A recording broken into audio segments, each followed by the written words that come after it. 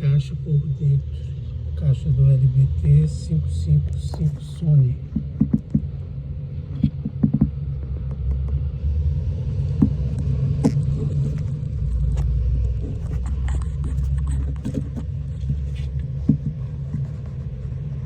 Internamente tem um filtro, né?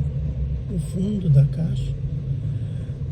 Você vê ali nas bordas, na lateral, passei uma massa de madeira.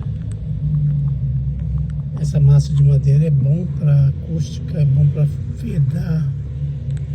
Então eu tô passando aqui, vou passar na caixa toda. Inclusive arredar o filtro aqui, né? Arredando o filtro. E nessa outra parte aqui também.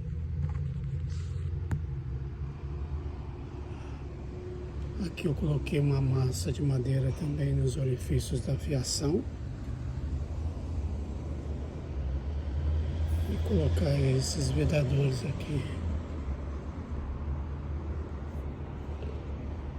E o alto-falante da criança. Coloquei um filtro, né, em volta para vedar o som. Bonito.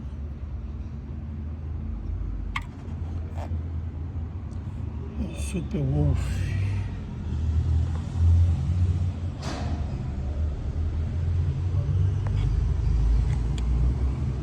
Então aí a caixa todinha por dentro.